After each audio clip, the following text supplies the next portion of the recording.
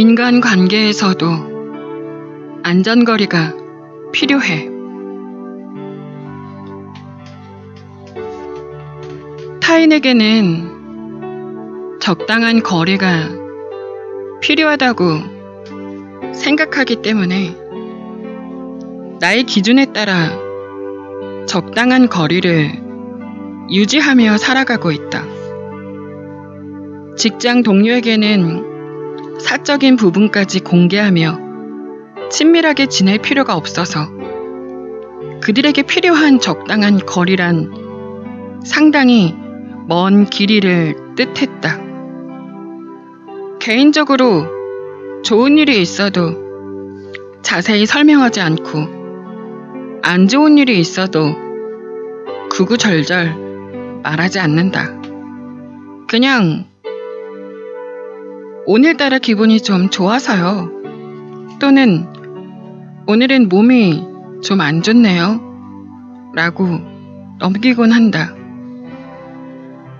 주로 하는 이야기는 검색 엔진 뉴스에서 높은 순위에 있는 이슈나 날씨 이야기가 전부였다.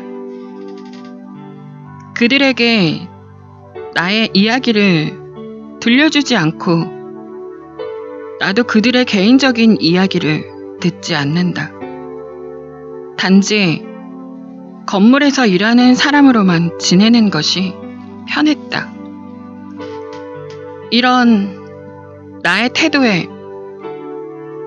태도에 대해 너무 벽을 쌓는다고 서운해하는 동료도 있었고, 같이 일하기 좋은 성격이라고 오히려 편하다고 좋아하는 상사도 있었다.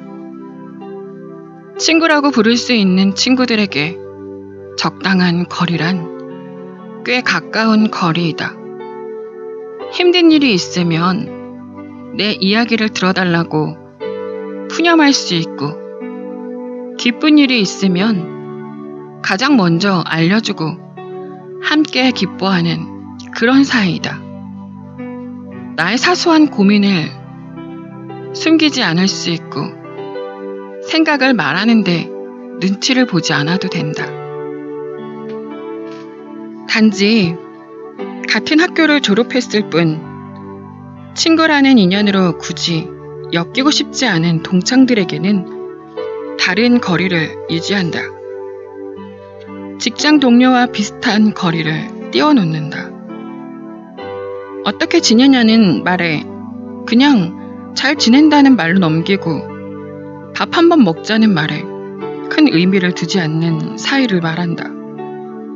사실 인간관계에서 적당한 거리를 정확히 가늠하기란 어렵다.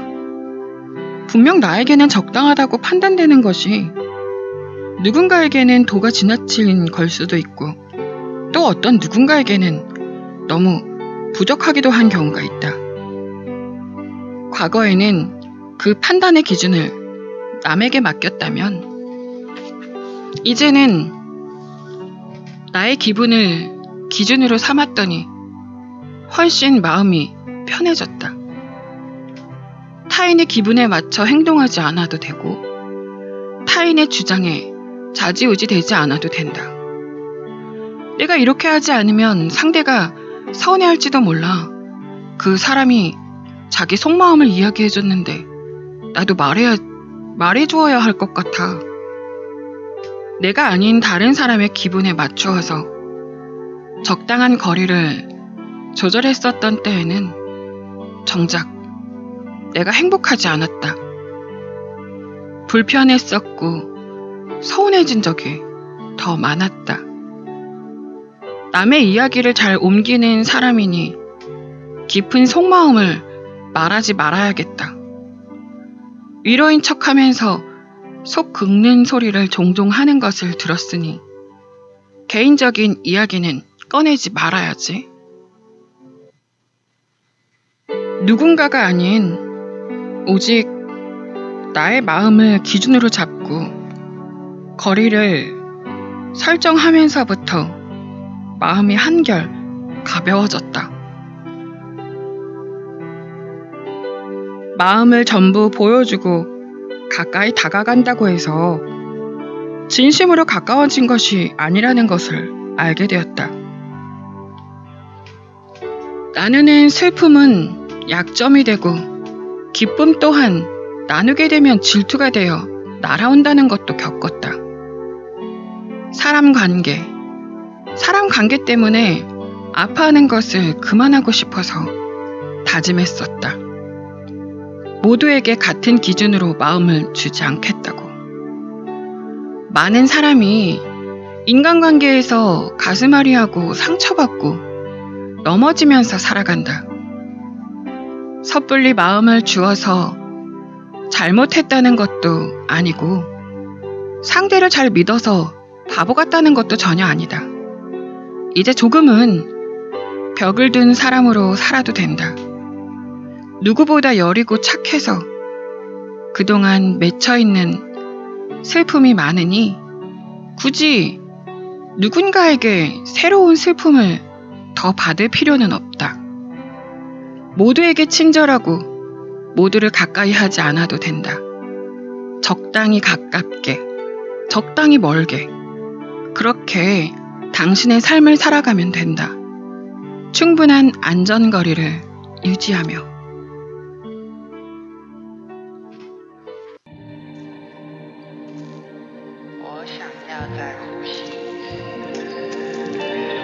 Я хочу снова дышать.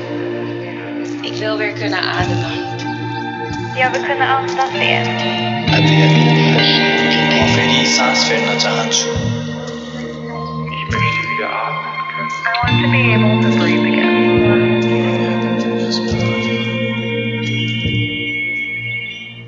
익숙해질 때까지만 거기에 있어줘.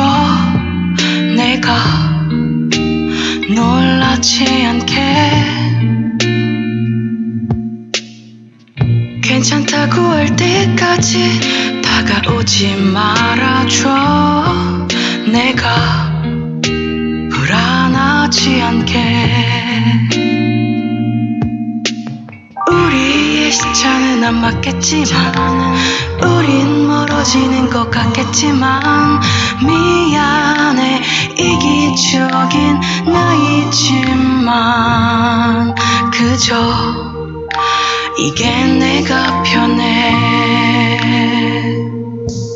I want to breathe again. Yeah, 난 숨을 쉬고 싶어. I want to breathe again. Yeah, 난 혼자이고 싶어. I want to breathe again. 딱 한 걸음만큼만 거기에 있어줘. 내가 날 안을 수 있게. 몰래 흘린 네 눈물을 숨기진 말아줘. 내가 닦아줄 수 있게. 우리의 시차는 안 맞겠지만 우리 좀 멀어진 것도 같았지만 그저 내 마음이 편하게. I want to breathe again. Yeah, 난 숨을 쉬고 싶어. I want to breathe again. Yeah, 난 혼자이고 싶어. I want to breathe again.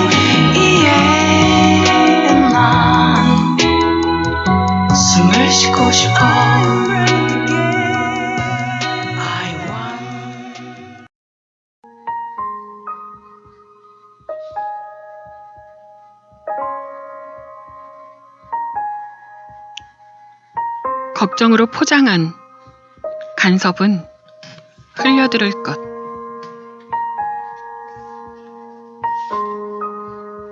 알고 지내는 언니를 만나거나 나이가 조금 있는 지인을 만나면 나에게 주로 하는 말이 있다.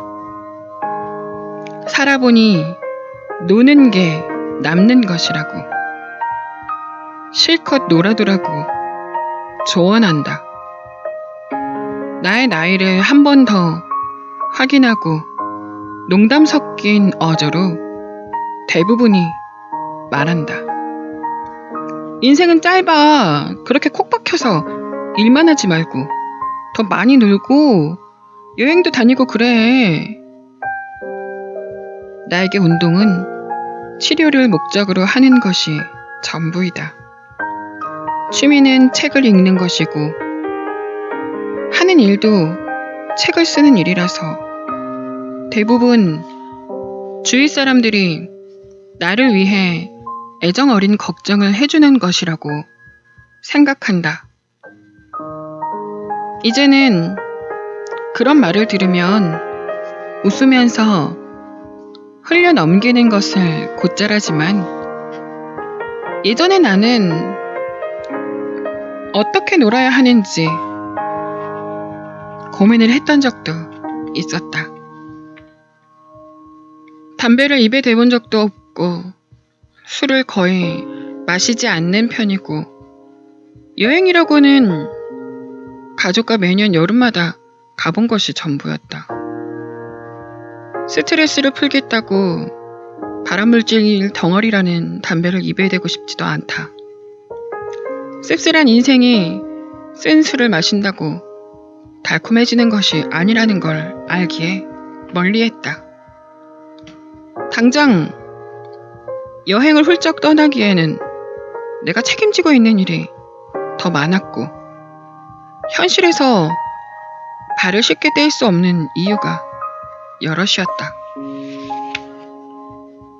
한 살이라도 더 어릴 때 놀아두라고 선배들이 조언했지만 나는 어떤 것이 재밌게 노는 것인지 구체적으로 이해하기 어려웠다. 언니가 데려다준 어느 가수의 시끌벅적한 스탠딩 콘서트장은 즐거웠지만 체력이 금방 고갈돼서 한시라도 빨리 집에 가고 싶었다. 친구가 소개해준 분위기 좋은 술집은 사람들이 너무 많아서 정신이 없었다. 내 걱정을 해결해주지 못하는 그저 쓴 술이었을 뿐이다. 내가 좋아하는 가수의 발라드를 한 곡 반복으로 틀어놓고 방 안에서 평소와 다르게 달달한 믹스커피 2봉지를 동시에 타서 홀짝이며 몇 번이고 보았던 시집을 보는 게 나는 노는 일이다. 바깥을 돌아다니는 것을 안 좋아하고 이왕이면 정적인 활동을 즐겨하는 나에게 더없이 즐거운 시간이다. 재밌게 놀지 못하는 젊음에 대해서 초조해했던 날에 있었다. 여러 사람과 어울리는 게 즐겁지가 않고 술을 먹으면서 하는 대화는 함께하고 싶지 않았고 시끄럽고 화려한 곳에서 있는 것은 내 정신까지 소란스러워지는 것 같아서 머물 수가 없었다. 언젠가부터 나는 주위 지인들에게 재미없는 사람으로 낙인 찍혀 있었다. 재미있는 사람이 되고 싶어서 몇 번은 나가서 내 나름대로 남들처럼 놀기 위해 노력은 했었지만 그럴수록 알게 되었다. 모두가 가진 성격이 다르듯 재미의 기준도 달랐다. 내 동창이었던 친구 한 명이 나에게 집안의 화초처럼 지내는 게 지루하지 않냐고 물었던 적이 있었다. 그 말을 듣고 화초라는 표현이 꽤 적절한 것 같아서 웃음이 나왔다. 그 애한테는 나의 즐거움이 도저히 이해할 수 없고 재미라고는 전혀 없어 보일 수도 있겠다 싶었다. 날마다 재미있게 지낼 수는 없어도 나만을 위한 행복한 하루를 지내는 법을 깨달으며 살아가고 있다. 활동적이지 않아서 누군가에게 걱정 어린 잔소리를 들어도 그냥 장난으로 넘어가는 법도 익혔다. 남이 하는 즐거움을 따라해보는 행동도 하지 않는다. 그저 나이기 때문에 나만이 할 수 있는 재밌는 인생을 충분히 즐기고 있다. 나보다 나이가 많은 사람들이 해주는 조언처럼 인생은 짧다. 짧았던 나의 인생을 되돌아봤을 때 아직 나의 얌전한 즐거움이 후회된 적은 없었다. 아마 앞으로도 그럴 것 같다. 걱정으로 포장한 간섭은 흘려듣는 것이다.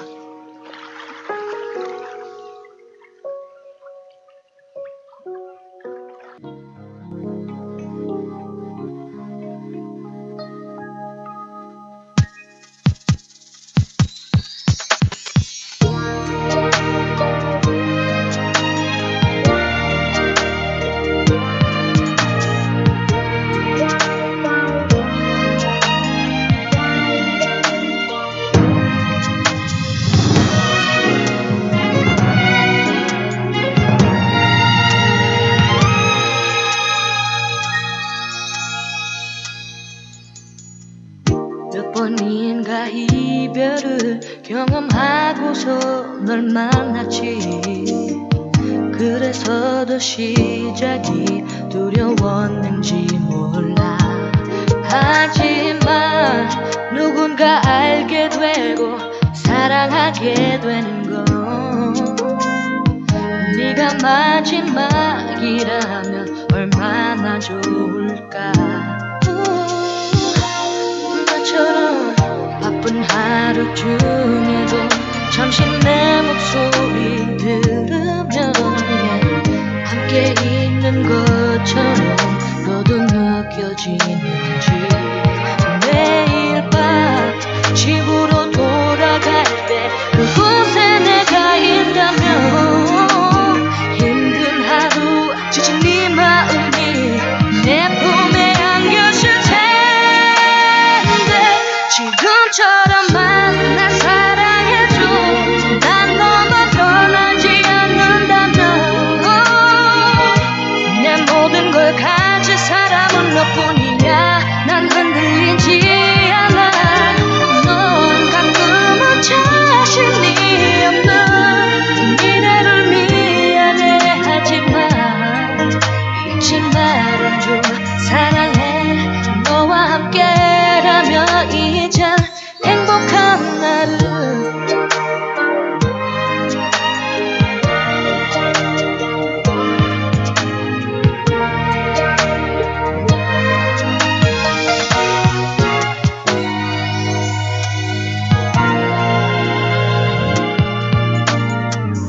바쁜 하루 중에도 잠시 내 목소리 들으면 함께 있는 것처럼 너도 느껴지는지. 매일 밤 집으로 돌아갈 때 그곳에 내가 있다면 힘든 하루 지친 네 마음이 내 품에 안겼을 텐데 지금처럼만 날 사랑해줘. 난 너만 변하지 않는다면 내 모든 걸 가진 사람은 너뿐이야. 난 흔들리지 않아. 넌 가끔은 자신이 없는 미래를 미안해하지만 잊지 말아줘. 사랑해. 너와 함께라면 이젠 행복.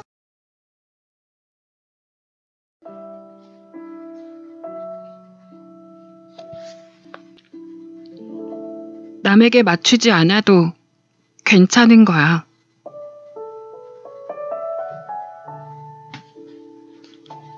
반려견 크리미는 유난히 겁이 많다. 친구들을 만들어주고 싶어서 산책길에 다른 강아지 친구들을 소개해주기도 하고 애견 카페에 데려가서 신나게 놀 수 있는 환경을 제공해보지만 좀처럼 강아지들과 친하게 지내지 못한다. 반가워서 달려오는 다른 강아지를 보면 겁이 나서 꼬리를 축 처지게 하고서는 내 뒤로 쪼르르 숨는다. 크리미에게 친구는 나와 내 애인밖에 없다. 산책하러 나가기도 하고 집에서도 자주 놀아주지만 크리미가 심심할 것 같아서 걱정이 되었다. 애인과 함께 강아지를 안고 애견 교육 전문가에게 상담을 하러 갔었다. 전문가는 크리미가 다른 강아지들과 어울리지 않고 구석으로 가거나 혼자서 노는 행동을 관찰하였다. 그동안 크리미와 산책하다 있었던 여러 가지 일을 말했다. 나의 얘기를 듣고 크리미의 행동을 지켜본 그녀는 나에게 의외의 말을 해주었다. 크리미는 사회성이 부족하지만 다른 강아지들보다 차분하고 성품이 여린 아이예요. 그리고 지금 크리미는 굉장히 행복하고 즐거운 상태이고요. 혼자서 지내거나 친구와 어울리기 어려워한다고 외롭거나 심심하지 않아요. 사람도 성격이 다르듯 강아지들도 다 다르거든요. 크리미에게는 다른 강아지들을 억지로 만나게 하는 것이 오히려 스트레스예요. 지금처럼 집에서 자주 놀아주시고 이왕이면 강아지들 없는 곳을 찾아서 산책을 해주세요. 나이가 들면서 자연스럽게 친구들을 사귀게 될 수도 있고 아니면 지금처럼 혼자서도 충분히 행복한 아이로 클 거예요. 저쪽에서 애인과 공놀이를 하고 있는 크리미를 바라보았다. 활짝 웃는 입모양으로 신이 나서 이리저리 뛰어다니는 그 모습이 참 예뻤다. 내가 다가가자 포르르 뛰어오는 아이를 들어 안아주었다. 어리광을 부리듯 어깨에 얼굴을 푹 기대는 등줄기를 쓰다듬었다. 나도 혼자 있는 시간을 좋아한다. 사람을 만나서 가벼운 이야기를 나누는 시간보다 이왕이면 혼자서 책을 읽거나 글을 쓰는 게 행복하다. 어떤 사람은 친구를 만나서 수다를 떨고 시간을 보내는 게 스트레스 해소라면 나에게는 타인을 만나는 것 자체가 스트레스로 다가왔다. 크리미도 나와 비슷한 성격인 모양이다. 애인과 내가 사주는 장난감들을 이리저리 혼자 물고 뛰어다니고 좋아하는 자장가를 틀어주면 담요 위에 올라가서 새근새근 잠을 자는 게 이 아이의 즐거움이었던 것이다. 대학교에 입학하고 서울로 올라와서 혼자 자취를 시작했던 때였다. 주말이면 거의 집 밖에 나가지 않고 있던 내가 걱정이 되었는지 나가서 사람들도 좀 만나고 놀고 오라는 엄마의 걱정을 듣곤 했었다. 수업이 있는 날에는 만나는 친구들로도 사람을 만나는 것은 충분했다. 주말까지 굳이 친하지 않은 누군가를 만나야 한다는 것이 불편해서 엄마에게는 주말에 영어 공부를 해야 한다는 핑계를 대고 집에서 드라마나 영화를 보거나 책을 읽곤 했다. 되돌아보면 20대 때 나에게 무척이나 행복한 시간으로 채워졌었다. 이사할 때마다 들고 다니는 아끼는 책들도, 아직도 대사를 기억할 정도로 좋아했던 영화도, 틈틈이 써놓았던 나의 어린 시절 원고들도 그 시간이 무척이나 좋았노라고 말한다. 서울에서 산 지가 꽤나 오래되었지만 서울의 랜드마크나 맛집은 안 가본 곳이 더 많다. 친구들은 나에게 아직도 안 가보고 뭐 했냐고, 왜 그렇게 재미없게 사냐고 물어보지만 나는 내 삶이 항상 재미있었다. 모두 다 다른 방식으로 삶을 살아간다. 어떤 사람의 모습만이 맞는 것도 아니고 틀린 것도 아니다. 다양한 성격이 공존하듯 삶의 방식도 다양하게 존재한다. 내 생각만을 고집하는 것도 나쁘지만 다른 사람의 방식만을 동경하며 추구할 필요는 없다. 살아감에 있어서 즐거움의 기준은 타인보다는 나에게 맞춰서 지내는 게 더 행복한 것이다. 더 행복할 거예요. 타인보다는 나에게 맞춰서 지내는 게.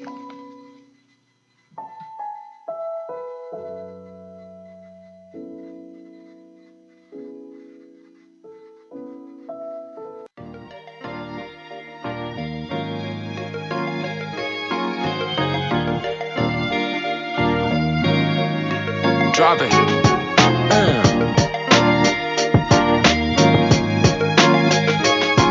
Blue elk.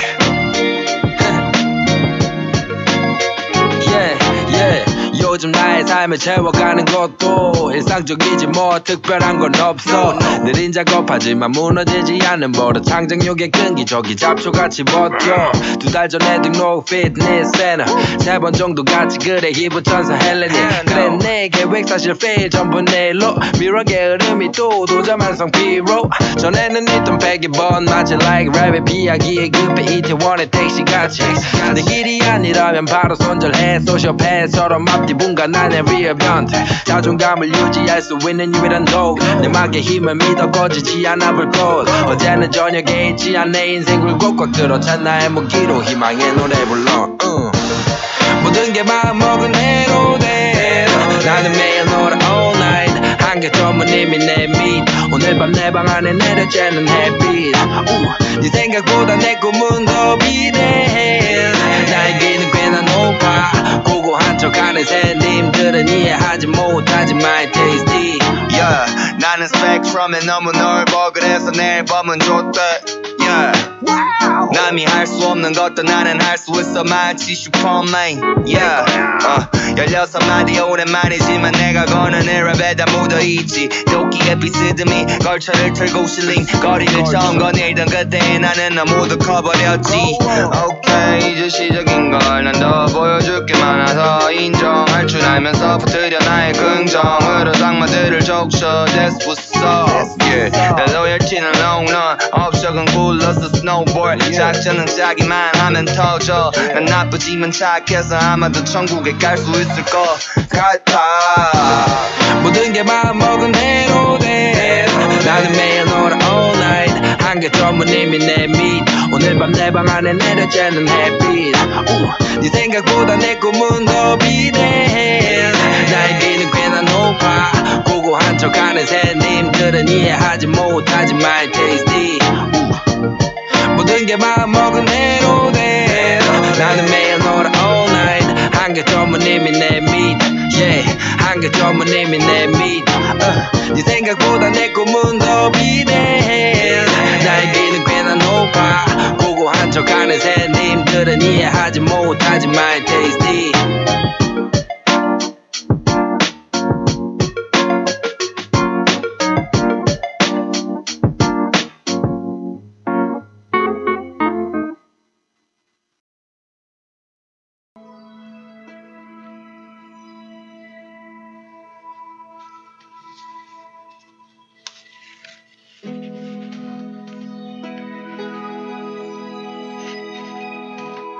다른 사람 눈치를 보는 게 습관이라면. 스피치 강의를 진행하다 보면 다양한 목적으로 수업을 신청하신 분들을 만날 수 있다. 취업을 위한 면접 대비 스피치를 배우시는 분도 계시고, 직장 내 프레젠테이션 발표를 위해 강의를 신청하시는 분도 계신다. 나에게 모든 수강생은 소중한 인연이지만 유난히 나의 마음에 가는 수강생이 있었다. 동그란 안경테가 무척이나 잘 어울리는 귀여운 지혜씨였다. 취업을 위한 면접 대비도 아니었고 프레젠테이션 준비도 아니고 친구 결혼식 사회를 위한 목적도 아니었다. 친구랑 대화를 잘하고 싶어요. 스피치 수업 시작 전에 이루어졌던 상담에서 그녀가 가장 먼저 한 말이었다. 목소리에 걱정이 가득 묻어 있었다. 한마디 말이었지만 그동안 친구 관계에서 얼마나 소가리를 해왔는지 알 것 같았다. 그녀에게 평소에 본인이 가지고 있는 언어 습관의 장단점에 관한 질문지를 작성하도록 했다. 장점은 한 가지도 없었고 언어 습관의 단점만 5가지가 넘게 적힌 종이를 나에게 제출했다. 그녀는 호감을 주는 목소리 톤을 지녔고 부정확한 발음을 갖고 있는 상태가 아니었기에 나는 그녀의 답변이 의아스러웠다. 다양한 주제를 가지고 짧은 스피치를 연습하기도 하고 일상적인 이야기를 나누는 대화 연습을 이어나갔다. 긴장하면 근육이 경직되는 탓에 목소리 발성도 제대로 되지 않고 하고 싶은 말도 잘 안 떠오르기 때문에 그녀에게 말했다. 지혜씨, 편안하게 친구랑 얘기하듯이 하면 돼요. 작게 들리는 그녀의 한숨소리에 내가 말을 잘못 꺼냈다는 것을 느꼈다. 저는 친구랑 이야기하는 게 가장 어려워요. 그녀는 힘겹지만 또렷하게 자신에게 있었던 이야기를 나에게 들려주었다. 중학생 때부터 상위권 성적을 유지했다고 했다. 지방에서 서울로 대학교를 진학하면서부터 오랜 시간을 함께한 고향 친구들과의 대화가 어려워진 것 같다고 말했다. 본인은 혼자 떨어져서 생활하는 대학 생활의 어려움을 이야기한 것인데 고등학교 동창 친구들은 잘난 척을 한다는 오해를 한다는 것이다. 나중에 지혜씨가 없는 곳에서 재수없다는 험담을 했다는 이야기를 들은 적도 있다고 고백했다. 오랫동안 알고 지내왔던 친구들은 어느 날 갑자기 지혜씨에게 등을 돌렸고 본인은 서울에서 혼자 우는 날이 많았다고 회상했다. 고등학교를 졸업할 때까지 친구 관계에서 어려움이 없었는데 그 일이 있은 후부터 사람을 새로 사귀는 게 가장 어려워진 것이다. 고향에 내려가 부모님 집에 가더라도 만날 친구가 없어졌다는 이야기를 끝으로 그녀는 씁쓸하게 웃었다. 그 일 때문에 30이 넘은 지금까지 말하는 것 하나, 행동하는 것 하나가 다 어려워진 그녀였다. 직장 동료들과도 편히 대화하는 것이 무서워지고 어떤 이야기를 꺼내야 할지 몰라서 위축되어 있는 상태였다. 별 내용 아닌 말을 꺼내더라도 주변 사람들의 눈치를 보는 것이 습관이 되고 소신 있게 본인의 의견을 말하지 못하게 된 이유이기도 했다. 그녀의 전후 사정을 알지 못하는 다른 사람이 보기에는 그저 답답하고 의기소침한 사람으로 바라보는 것 같았다. 내가 그녀에게 가장 먼저 해야 한다고 정해준 숙제는 한 가지였다. 내가 먼저 나의 이야기를 들어줄 것. 앞으로 그녀가 살아갈 인생에서 말이 더 이상 공포가 아니었으면 싶었다. 말을 해도 되는지 자꾸 머뭇거리게 되고 입을 열지 않게 되는 것은 살아감에 있어 무엇보다 불편한 일이다. 본인의 이야기를 그녀 스스로가 진솔하게 들어주어야 했다. 악의가 없는 말을 가지고서 꼬아서 듣는 사람이나 자격지심으로 가득 찬 마음에 반사시켜 듣는 사람을 고려해서 미리 두려워할 것 없다. 그녀에게 거울 속 자신의 눈을 바라보며 이야기하도록 연습시켰다. 짧은 1분 스피치부터 시작해서 10분 스피치가 될 때까지 조금씩 시간을 늘리며 계속했다. 거울 안에 스스로를 보며 말을 하는 시간은 자신의 말을 듣는 시간이기도 했다. 시간이 지날수록 그녀의 눈빛과 마음이 건강해지고 단단해지는 것이 보였다. 나도 편안하게 마음 놓고 말하는 대화를 하기까지 힘든 시간이 있었다. 별뜻 없었던 말도 자격지심으로 뭉친 사람에게는 칼이 되었던 적이 있었고, 방송에서 보았던 재미있었던 내용을 이야기해도 받아들이는 사람에 따라 전혀 즐겁지 않았던 대화가 되기도 했다. 말이 만든 오해를 겪기도 했고, 말에 의한 아픔을 느껴보기도 했지만, 남의 눈치를 보지 않는 이유는 나 자신을 믿기 때문이다. 한없이 말을 꼬아서 듣는 사람에게 맞춰주지 않아도 되고, 무리하게 날카로운 말을 하는 사람의 말은 끝까지 들어줄 필요가 없다는 것을 배웠다. 나는 내가 신중하게 말을 골라내어 예의에 어긋나지 않게 말하는 사람이라는 것을 알고 있다. 그녀는 이제 말을 할 때 상대방의 눈동자를 바라보고 대화한다.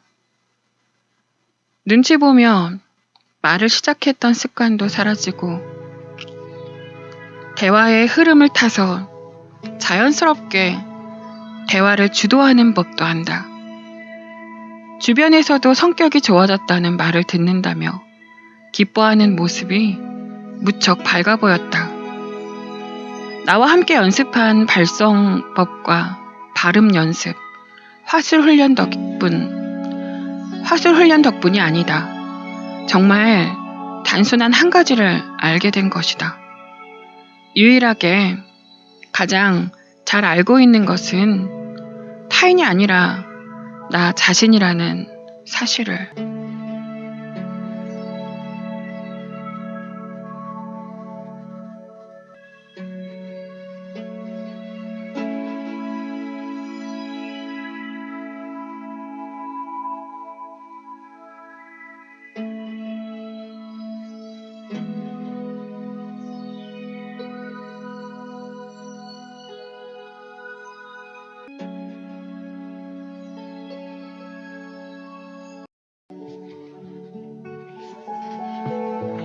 나는 내가 참 좋다. 지하철을 타거나 버스를 타면 대부분의 사람이 귀에 꽂고 있는 무선 이어폰을 사지 않았다. 러닝머신을 뛰거나 웨이트 운동을 할 때 블루투스 이어폰이 너무 좋다고 동생에게 추천을 받았지만 아직 나는 선이 있는 이어폰을 쓰고 있다. 사용하지 않을 때면 돌돌 말아서 정리하고 음악을 들을 때면 다시 선을 돌돌 풀어서 사용하는 그 일련의 과정이 번거롭지만 꽤 즐겁다. 지하철역에서 집까지 걸어오는 동안에 노래를 들려주느라 고생한 이어폰을 잘 말아서 가방에 넣어놓을 때 소소한 기쁨이 있다. 사과가 그려진 예쁘고 얇은 노트북을 갖고 다니면서 작업하는 작가들이 멋있어 보이기는 하지만 나는 원고 작업의 초고를 손글씨로 하는 것을 선호한다. 카페에 가서 작업하는 날이면 가방에 애인이 선물해준 노트와 글쓰기 클래스 수강생분께서 선물해주신 펜 한 자루를 들고 간다. 사각사각하는 종이와 펜이 닿는 소리를 응원가 삼아 원고를 쓰는 것이다. 노트에서 나는 특유의 종이 냄새도 좋고 힘주어 쓰는 탓에 종이가 글씨 모양에 맞추어 흔적이 만들어지는 것을 보는 것도 흐뭇하다. 직접 커피를 내려 마시는 날에도 핸드드립을 이용한다. 통 원두를 알맞은 입자로 갈아주는 도구를 글라인더라고 하는데 전동 글라인더 대신에 손으로 돌려서 원두를 가는 핸드 글라인더를 사용한다. 어릴 적 연필깎이를 돌리듯 동그랗게 원을 그리며 움직이면 적당한 입자에 원두 가루가 나온다. 그 가루 위에 천천히 동그랗게 물을 부어 기다리면 따뜻한 커피 한 잔이 나온다. 기계로 추출하는 커피보다 시간은 더 걸리지만 소담스럽게 복잡한 한 잔의 커피를 위한 과정이 더 향기롭게 느껴진다. 스마트폰을 사용하고 있기는 하지만 전화를 걸고 받고 문자를 보내고 인터넷으로 서핑을 하는 정도가 내가 사용하는 전부이다. 가끔 애인이 사진을 가로로 길게 찍을 수 있는 파노라마 기능이나 얼굴에 비추면 강아지 귀가 달리는 카메라 필터를 알려주면 얼마나 신기한지 모른다.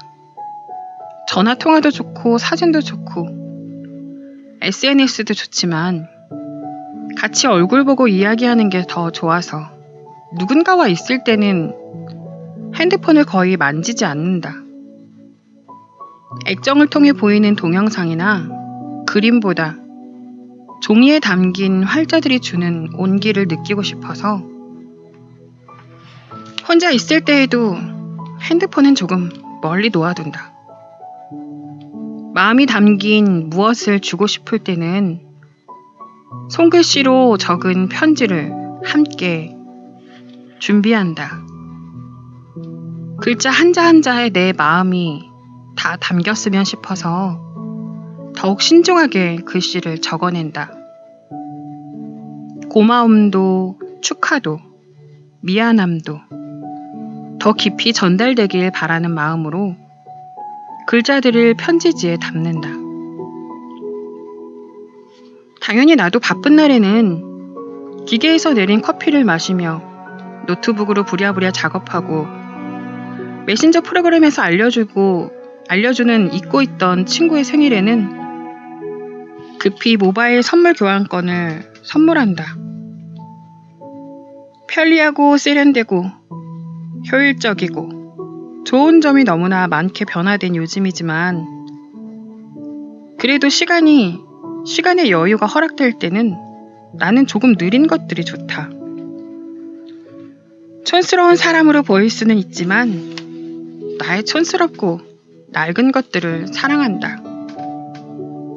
20살 때부터 모았던 손때 묻은 내 습작 노트들도 첫 번째 책을 쓰기 위해 초고 작업을 했던 종이 뭉치도 자주 읽어서 손때 묻은 책도 리필심만 교체해서 사용하느라 원래 그려져 있던 캐릭터가 흐려진 볼펜도 조금은 낡은 내 커피 드리퍼도 지하철을 탈 때마다 늘 함께하는 이어폰도 한 권을 거의 다 써가는 초고 노트도 모두 나에게는 사랑스러운 것들이다. 살짝 느리더라도 행복하게 오래 함께할 나의 원동력이다. 내가 얼마만큼 온 것인지, 더 서둘렀어야 하는 것은 아닌지 불안해하기 전에 잘 걸어가고 있다고 위로해줄 무엇보다 소중한 삶의 자국들이다. 나는 그 촌스럽고 낡은 것들을 사랑한다. 소중한 삶의 자국들을 사랑한다. 나는 나를 사랑한다.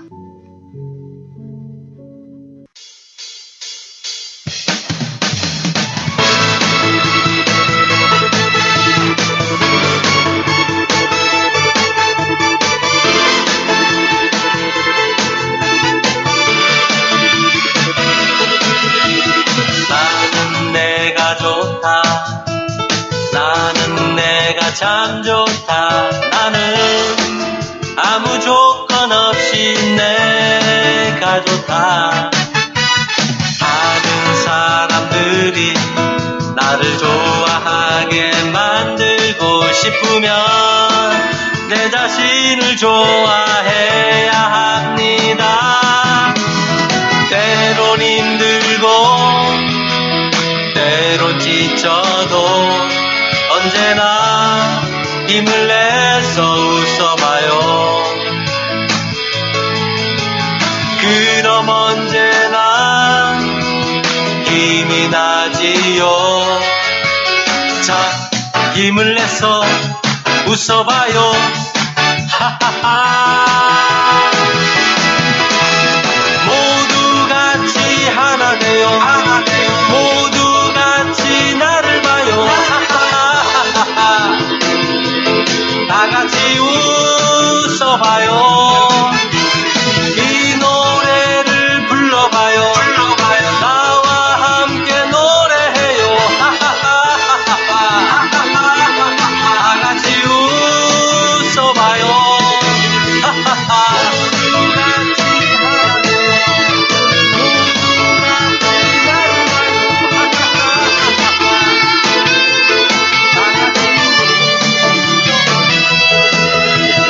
나는 내가 좋다. 나는 내가 참 좋다.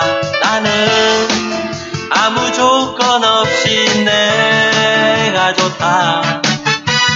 다른 사람들이 나를 좋아하게 만들고 싶으면 내 자신을 좋아해야 합니다. 때론 힘들고 때론 지쳐도 언제나 힘을 내서 웃어봐요. 그럼 언제나 힘이 나지요. 자, 힘을 내서 웃어봐요. 하하하. 모두 같이 하나 되어 모두 같이 나를 봐요. 하하하. 다 같이 웃어봐요. 이 노래를 불러봐요. 나와 함께 노래해요. 다 같이 웃어봐요. 모두 같이 하나 되어 모두 같이 나를 봐요. 다 같이 웃어봐요.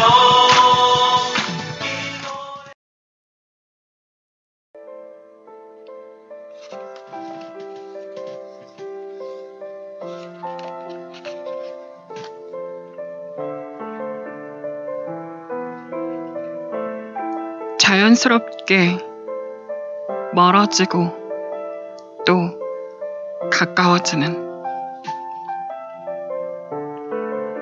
자연스럽게 가까워진 만큼 자연스럽게 멀어지는 것이 사람과의 연이라고 한다.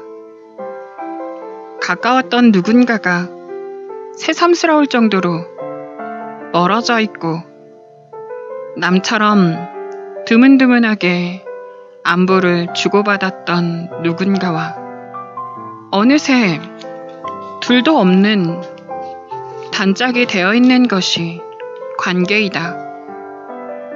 묶어짐도 끊어짐도 생각보다 쉬운 것이라서 변화하는 그 모습이 낯설지 않게 되었다.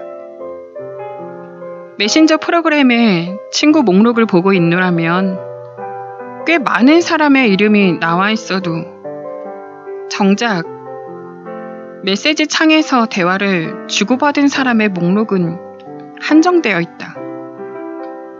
그냥 알게 된 사람, 어쩌다 연락하게 된 지인, 전에 잠깐 다녔던 직장 동료, 한때 친했던 동기 같은 이제는 쉽게 연락하기에는 멀어진 사람들이 더 늘어났다. 예상하지 못했던 곳에서 나의 모습을 마주하게 된 적이 있었다. 책을 사들고 집으로 돌아가면서 우연히 지하철 유리창에 반사되어 비춰진 내 모습을 보았다. 은연중에 20대 초반의 모습만 생각하고 지내서 그런 것인지 그곳에서 보이는 나는 조금 낯설었다. 컨실러로 가려지지 않는 눈 아래의 선명한 다크서클과 꺼져있는 팔자주름의 흔적이 보였다.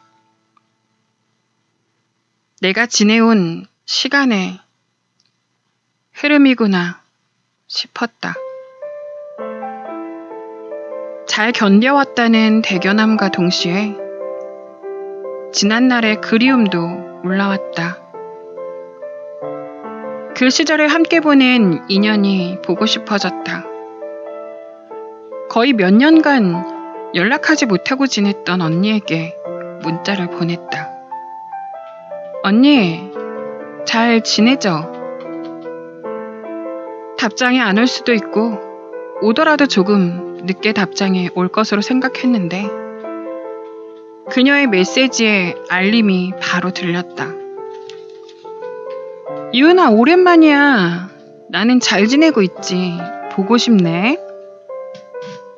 즐거웠던 순간을 함께했던 그녀의 안부에 괜스레 웃음이 나왔다.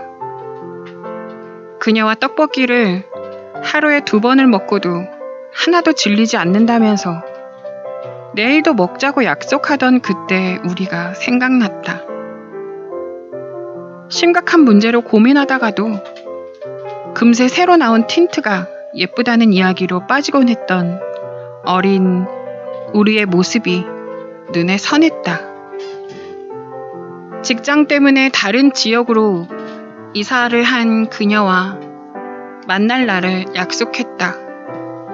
아마 과거의 우리 모습과는 사뭇 달라졌을 테지만 괜찮을 것 같았다.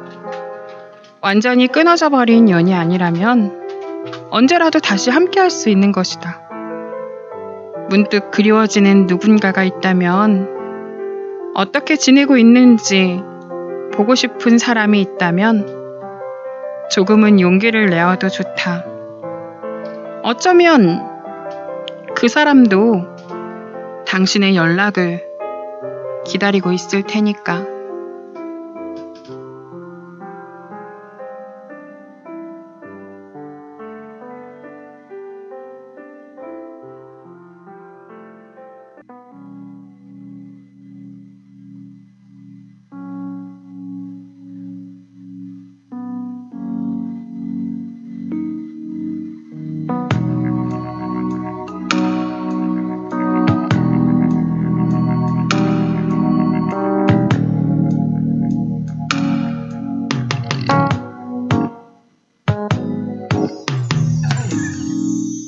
내 눈에 고인 너의 모습,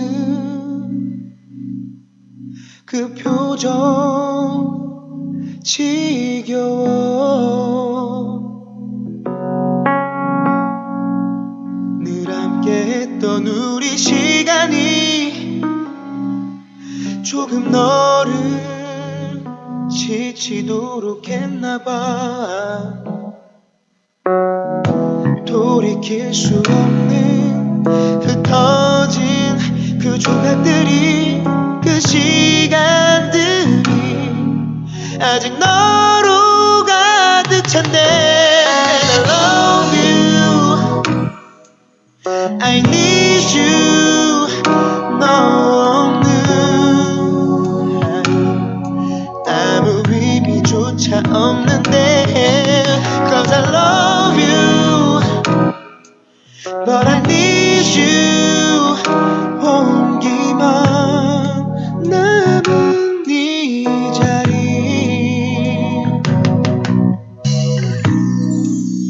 아침에 눈을 떴을 때 난, 남겨졌을 때 난 알았지. 주기만 했던 나의 사랑이 흐려지는 널 잡을 수는 없나 봐. 돌이킬 수 없는 흩어진 그 조각들이, 그 시간들이 아직 너로 가득 찬데. And I love you, love you, I need you. 너 없는 아무 의미조차 없는데. Cause I love you, and I need you. 멀어져 가는 널 되돌릴 수 있다면.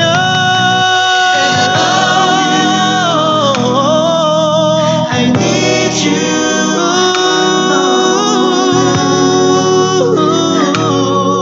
아무 의미조차 없는데. Cause I love you,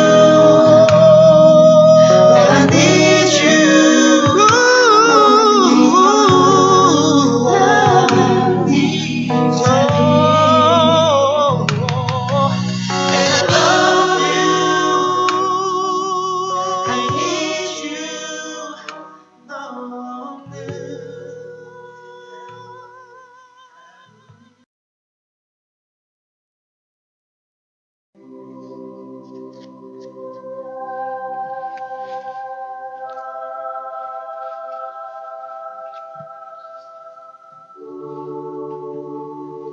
주는 만큼 받지 않아도 행복할 수 있는 거야.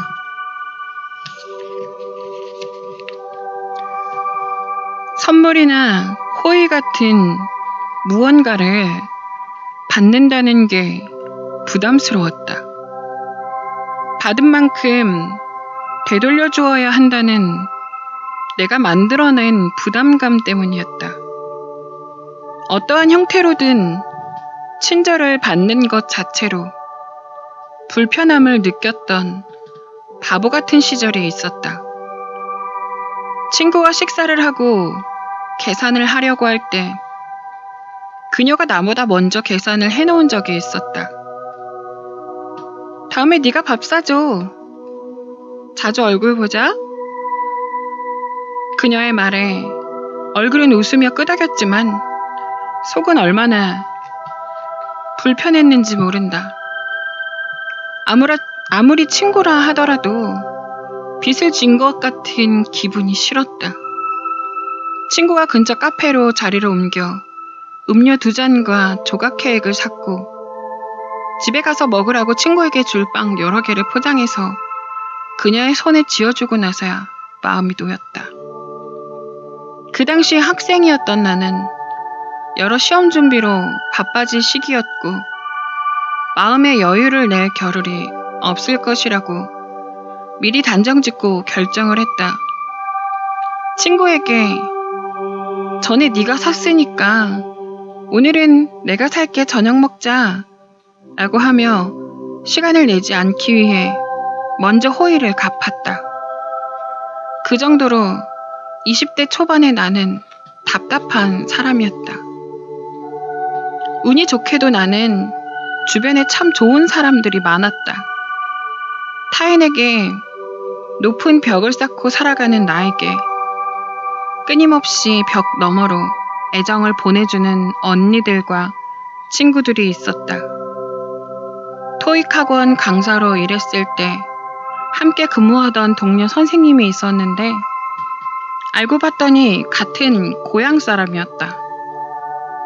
대학 때부터 서울로 와서 혼자 자취를 했던 경험이며 좋아하는 영화나 관심사가 비슷해서 빨리 친해졌었다. 나보다 나이가 많았던 그녀에게 사적인 자리에서는 언니라고 부르게 되었고 언니는 항상 나에게 무언가를 주고 싶어 했다. 그녀는 여행을 다녀오는 길에 젤리를 사오기도 했고 1+1 행사를 했던 제품이라며 샤워젤을 선물해주기도 했다. 백화점에 갔는데 나랑 잘 어울릴 것 같다면서 사왔다고 립스틱을 준 적도 있었다. 그럴 때마다 나도 갚아야 한다는 신념으로 비슷한 무언가를 언니에게 사서 가져다 주었다. 하루는 언니가 나에게 말했다. 주는 사람은 그저 주는 것만으로도 기쁜 거야. 기브 앤 테이크는 모두에게 적용되는 건 아니지 않을까? 동생이 없는 나는 그냥 네가 내 동생 같아서 예쁘고 좋아, 유은아. 그뿐이야. 돌아보면 그랬다. 내 주변의 사람들은 나에게 내 생각이 낫다고 하면서 건네준 것들이었다.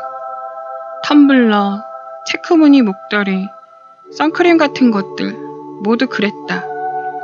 너에게 이걸 주었으니 너도 나에게 갚아야 한다는 뜻으로 준 것은 없었다. 카페에 가서 계산하려고 하는데 보여서 자기 목도리를 사다가 내 목이 휑했던 게 생각이 나서 화장품을 고르다가 피부 타입이 비슷한 나에게도 추천해주고 싶어서 같은 다정한 이유였다.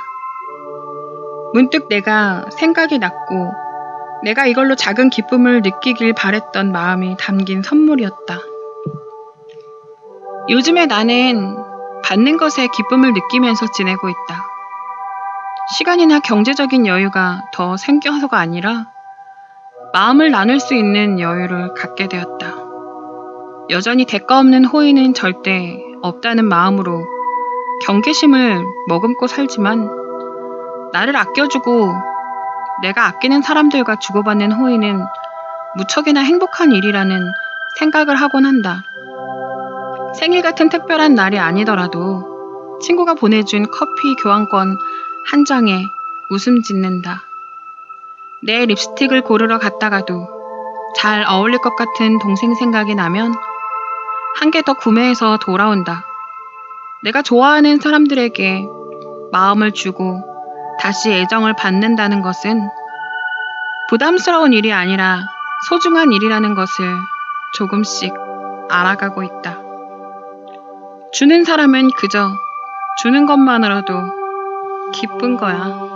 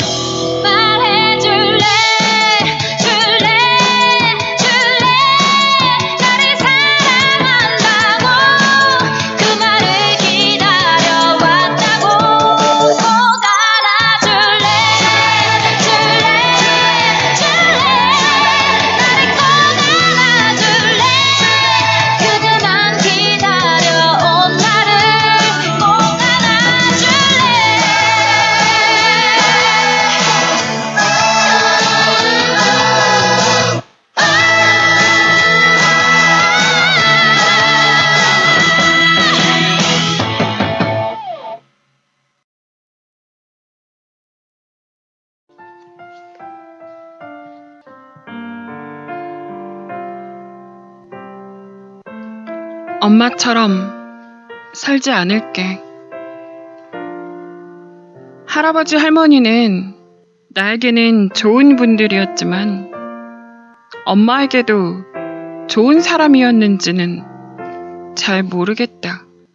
손녀를 위해서라면 가장 좋은 것만 해주고 싶어하고 내 말이라면 다 들어주고 싶어 했던 할아버지 할머니였지만 정작 나의 엄마는 그들 때문에 울어야 했던 날이 종종 목격했다. 할아버지는 장손이다. 경제적으로 힘들었던 집안에서 큰아들이었던 그는 하루가 짧게 느껴질 정도로 열심히 살았다고 한다. 할아버지는 자수성가해서 본인 동생들의 교육 비용과 결혼 비용을 책임지고 키워낸 큰 아들이다. 곧 60이 되는 아빠의 어린 시절은 꽤 옛날인데도 집안에 컬러 TV가 있고 아빠와 형제들은 개인 과외를 받았다고 할 정도니 할아버지 할머니가 얼마나 열심히 살아왔는지는 나도 대단하게 생각한다. 할아버지는 본인이 어려웠던 유년 시절 때문인지 그는 무엇보다 제사를 중요시했다. 1년에 지내는 제사가 추석과 설날을 빼놓고도 6번이었다. 큰 상 4개를 붙여 만든 차례상 위에 음식이 가득하게 채워졌다. 그 음식 준비는 모두 며느리의 몫이었다. 아빠의 할아버지, 할머니, 증조할아버지, 증조할머니, 고조할아버지, 고조할머니. 우리 엄마는 얼굴을 전혀 알지도 못하는 돌아가신 어른들을 위해 음식을 만들어야 했다.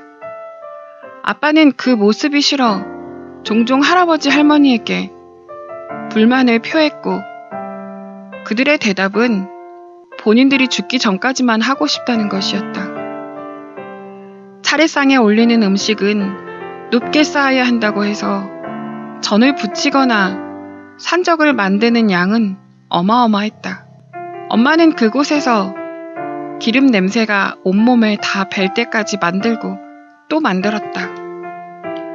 얼마나 사랑받고 자란 귀한 딸이고 어떤 공부를 했고 무슨 일을 잘하고 어떤 사람이냐가 중요한 것이 아니라 단지 며느리라는 그 하나의 이유만으로 엄마는 부엌이란 공간에서 조용히 전을 부치고 있었다.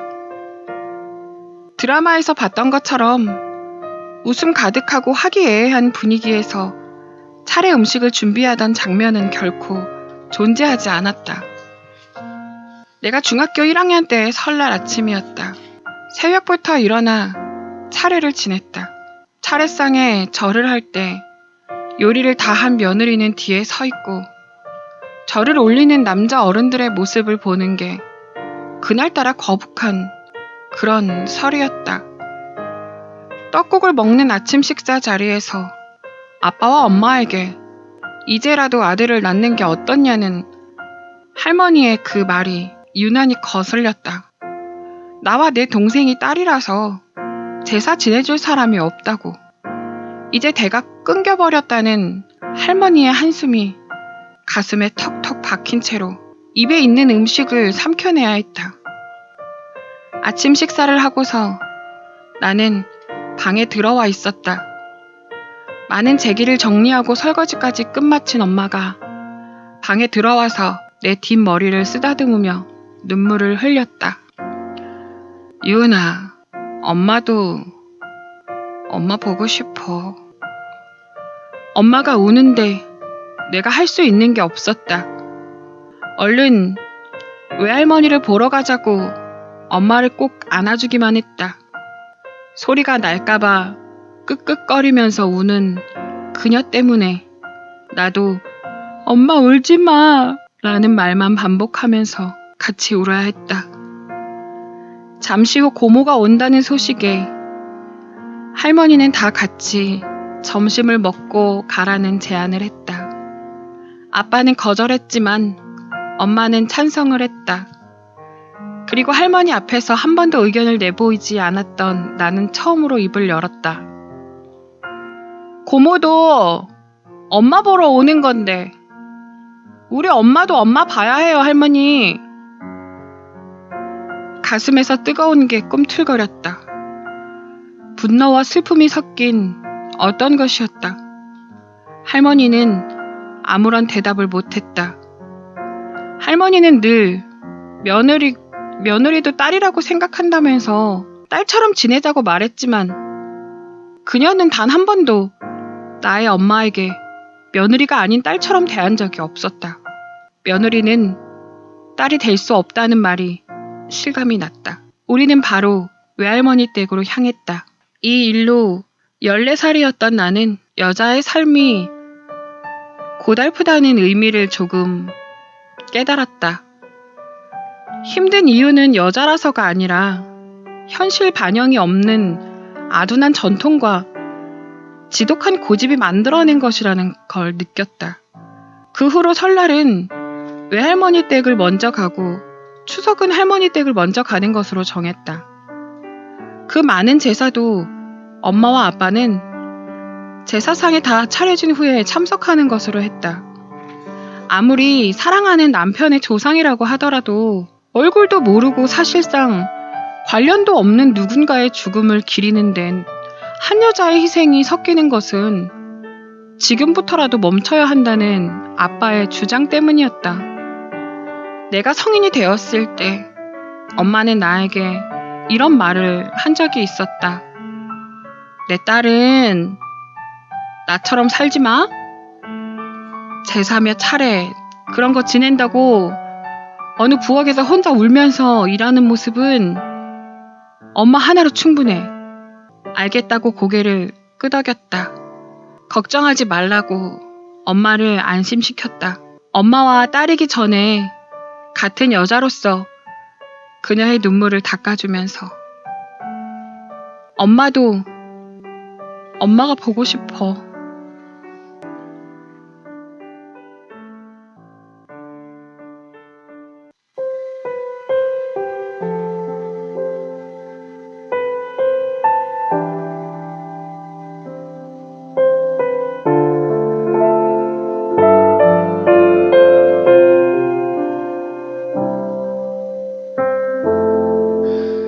여행을 가는 게 옷 한 벌 사는 게 어색해진 사람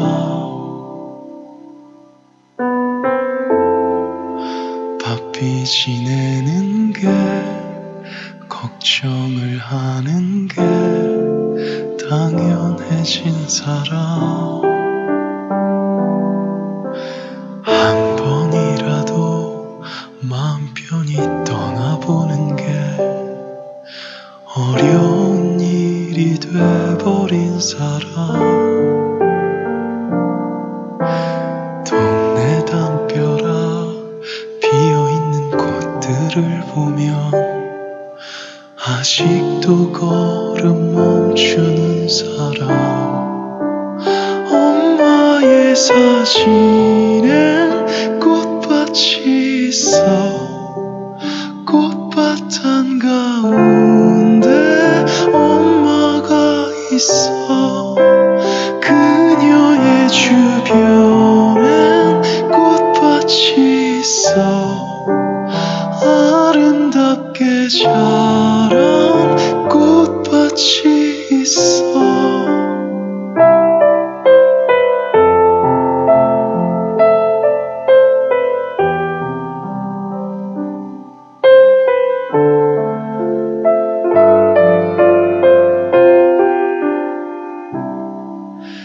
TV를 켜고 잠이 들어버리는 일이 어느새 익숙해진 한 사람 TV 속에서 나오는 수많은 얘기에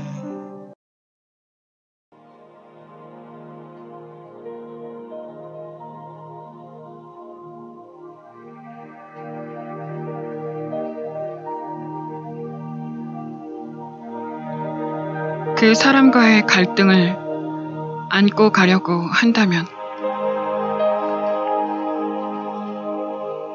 애인이 생긴 이성 친구에게는 용건이 없는데 단둘이 밥을 먹자거나 영화를 보자며 연락하지 않는다.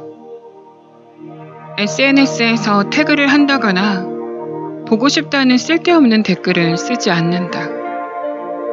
친구의 애인을 만날 때에는 친구의 전 애인의 이야기를 하지 않는다. 연애하고 있다면 애인과의 약속을 지키기 위해 최선을 다한다. 처음 보는 사이에 그 사람을 평가한다는 핑계로 시험해보지 않는다. 내 기준에서는 조금이라도 상대방을 배려할 줄 아는 사람이라면 아주 당연하게 지켜야 할 것들이다. 심오한 이론이라던가 사상도 아니고 기본적인 예의이자 쉽게 지킬 수 있는 행동이라고 생각한다. 안타깝게도 내 기준에서 당연한 저런 일들을 지키지 못하는 사람들을 여럿 보았었다. 독자분들이 보내주셨던 수많은 사연에서 등장하는 남사친, 여사친들의 이야기에서도 보았고 나의 친구나 선배 이야기에서도 들었고 심지어 내가 저런 종류의 사람을 마주친 적도 있었다. 가끔 내 메일로 고민을 토로하는 많은 내용이 온다. 남자친구의 여사친이 남자친구의 SNS에 다정하게 댓글을 달아놓는데 그 여자가 너무 싫어요. 그 여자의 댓글에 신나서 다시 답글을 달아놓는 제 남자친구도 너무 밉고요. 애인의 친구를 만나러 간 자리였는데 처음 본 애인의 친구가 제 애인의 전 남친에 대해 말하더라고요. 둘이 잘 어울렸는데 안 싸우고 보기 좋았네 뭐 이런 말을 하면서요. 술 마실 때 연락을 잘 하기로 약속했는데 술만 먹으면 연락이 안 돼요. 다음 날이 되어서야 겨우 문자 한 통만 와 있어요. 취해서 정신이 없었다고요. 이런 고민 뒤에 붙는 질문은 공통이다. 제가 어떻게 해야 할까요? 나에게 묻기 전부터 질문의 답은 스스로가 제일 잘 알고 있다. 잘못된 그 행동을 그냥 넘기면 앞으로의 날들에서 큰 폭풍이 올 것이라는 걸 느끼고 있을 것이다. 다만 불쾌한 감정을 내뱉었을 때 관계가 여전히 괜찮을지가 불안한 것이다. 글과 말은 다르지만 비슷한 점을 가지고 있다. 내 생각을 표출한다는 것인데 그게 둘의 가장 매력적인 점이다. 특히 마음이 아프고 불편한 상황일수록 표현한다는 것은 꼭 해야 할 일이다. 말이라는 도구를 사용해도 좋고 글로 써도 좋다. 내가 이야기를 꺼내서 갖고 있던 생각을 보여주면 우리 관계가 불편해지지 않을까? 나를 답답한 사람이라고 생각하지 않을까? 지금 내가 한번 참으면 좋은 관계로 유지되는데 도움되지 않을까? 이런 걱정 때문에 억지로 참고 넘어가는 것이 진짜 좋은 관계로 갈 수 있는 길을 막는 행동이다. 소독약 한 번에 나을 수 있는 얇은 생처기가 생길 것이 두려워서 흉터가 생길 정도의 깊은 상처가 될 때까지 곰게 놔두는 일은 하지 않았으면 좋겠다. 어떤 관계를 유지할 때 단 하나의 작은 상처기도 생기지 않을 수는 없다.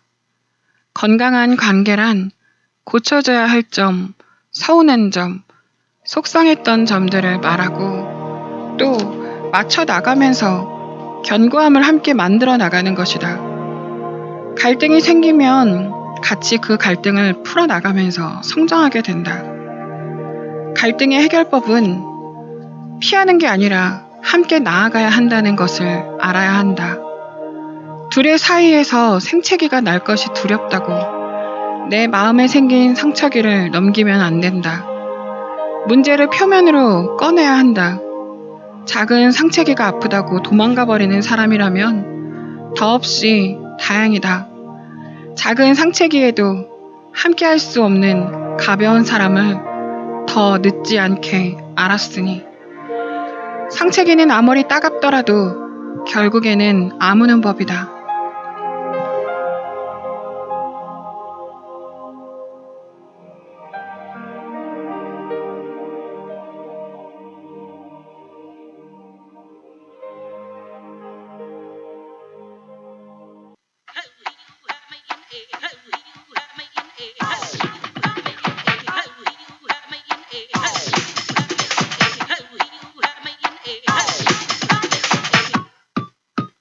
너를 이해할 수 없어 오늘도 난 당했어 너에게 빗비가 오면 언제나 다 남자뿐 화가 나 얘기를 했지 도대체 넌 뭐냐고 너는 정말 깨는구나야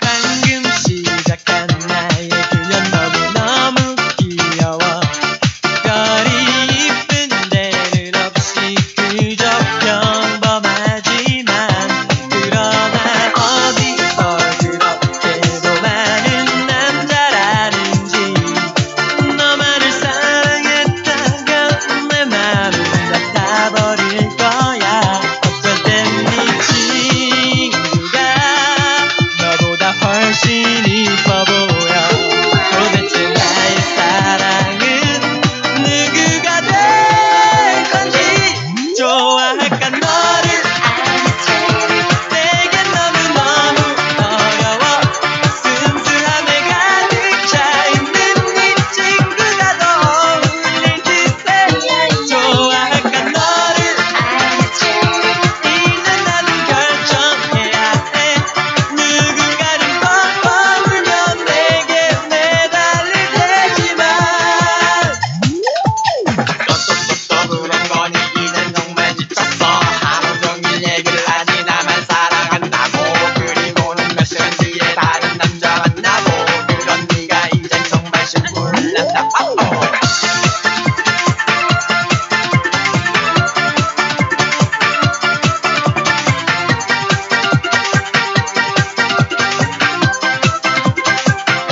어쩔 땐 네 친구가 너보다 훨씬 이뻐 보여 도대체 나의 사랑은 누구가 될 건지 좋아할까 너를 내겐 너무너무 어려워 순수함에 가득 차있는 네 친구가 더 어울릴 듯해 좋아할까 너를 이제 나도 결정해야 해 누군가는 펑펑 울면 내게 매달릴 테지만 좋아할까 너를 내겐 너무너무 어려워 순수함에 가득 차있는 네 친구가 더 어울릴 듯해 좋아할까 너를 이제 나도 결정해야 해 누군가는 펑펑 울면 내게 매달릴 테지만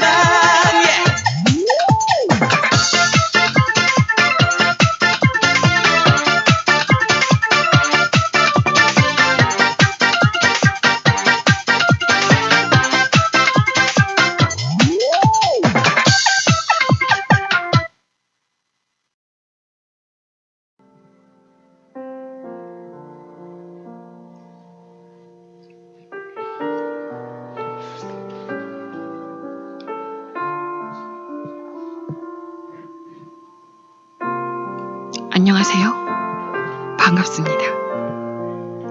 2021년 7월 27일 오전 9시 27분 지나고 있습니다.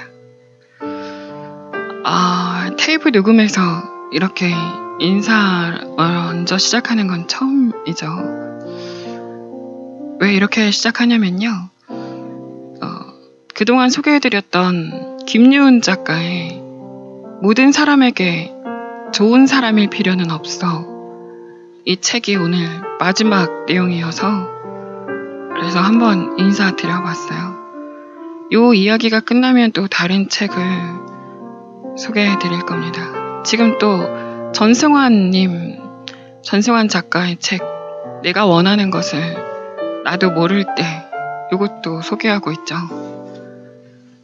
네, 여러분들한테 좋은 책들 읽을 시간 없잖아요, 솔직히 우리. 제가 대신해서 여러분들한테 이렇게 읽어드릴 수 있어서 참 영광이고 행복합니다. 그럼 읽어드릴게요. 자존감을 높이기 위해서 제3자의 눈으로 보면 별것 아닌 잘못도 자책하게 되고 불안함을 갖게 된다.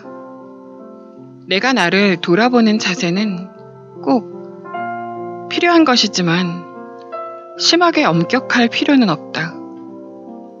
어려움에 흔들리는 친구에게 좌절할 것 없다고 토닥여주듯이 스스로에게도 괜찮다고 포기할 것 없다는 응원이 필요하다.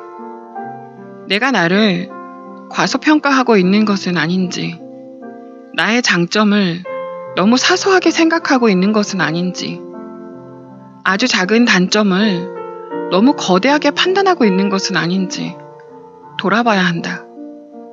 남에게 관대한 만큼 나에게도 관대해져야 된다. 잘하고 있는 나 자신을 작게 만들지 않아도 된다. 충분히 잘하고 있다.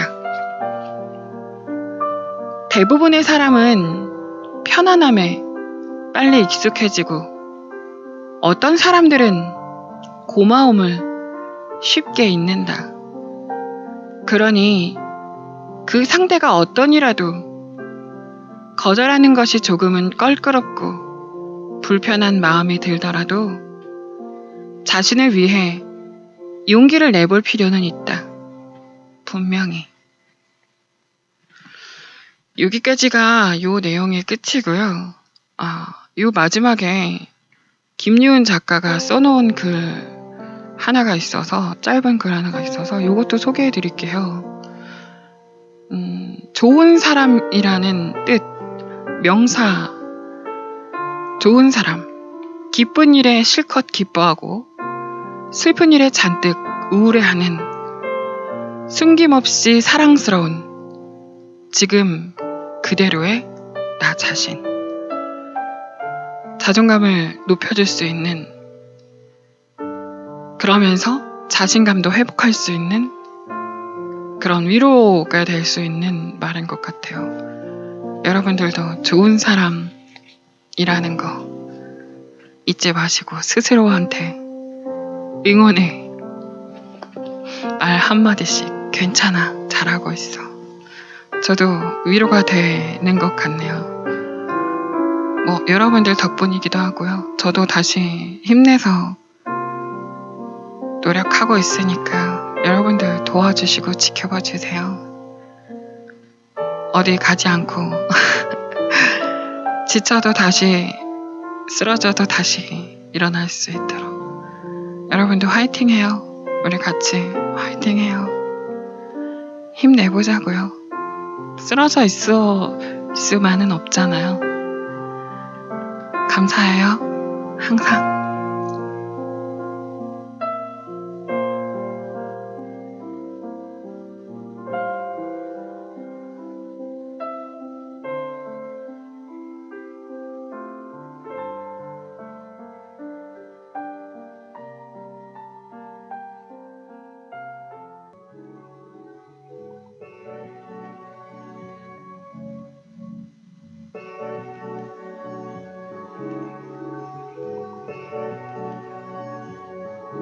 Simple. But I being no loves 다 싫어 보여 놓고 나온 적 없지 의심의 망 좋고 나쁘든 다 한 번씩 저 심하게 해도 힘든 건 다니 뭐 싫을 건 나의 목 싫으면 때리쳐 난 극이 잘 안 되고 내가 한손아 지음을 가진 섞어 미움을 피하면 간극이 갈등으로 더 벌어져 우린 서로 배려해서 해결 애써 매번 배경은 내 problem 글러치 plush girl I can't make me the perfect creature 내 역할 다 바닥나서 날 사랑할 걸 이미 잊혀지고 내 최강의 적을 나로 다뤄 가로막혀있던 벽 부수기 어려워서 그냥 냅뒀어 난 이대로 멈췄지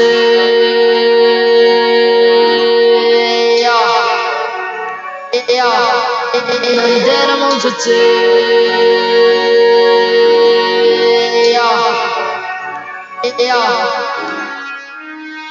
나의 자존감 낮춘 것은 이미 알고 있지만 열등감으로 팔려 난 고쳐나봐 살폰 키보드 치는 페인들 내기 이제 두기에 한다모 왜냐하면 앞에서는 아무것도 못하니 깨달아서 이지 않은 척도 선 넘어 상처를 받길 바라는 건지 아니면 뭘 원하는지 모르겠어 난 아무것도 진짜 열등감은 너의 마음속에 너희들은 나의 비대한 미래 앞에서 비웃어도 곧 찬양하게 돼 I believe it 나의 집에서도 누려올 때가 모든 강박증을 표정으로 숨겨 받지만 하지만 숨기다 걸리는 것보다 나를 드러내야겠어 눈들의 앞에서 Dream from a life 열등감으로 지부가 됐지 나의 눈물은 너의 눈에 빛이 되는 즙처럼 가벼워 보이지만 누가 나보다 솔직해 그래 내가 힙합이군 모든 것을 걸고 왔지만 뺏기지 않기 위해 숨기는 법을 알아버렸고 Lick it like 하나 냄비들의 눈덩이 바꿔주는 게 내일이군 First 하나 채워대는 일 감정을 숨기는 일 부당한 대우를 받아봐도 나의 현재를 살아가기 위해 비굴해지기 비 맞추고 내가 머리 올라서는 일 버릇이 없는 것이 나의 매력이지만 지금은 참아 헤치는 짓 하지 말자고 나의 중심을 세우기 위해 버려진 내 중심이 삶의 현재를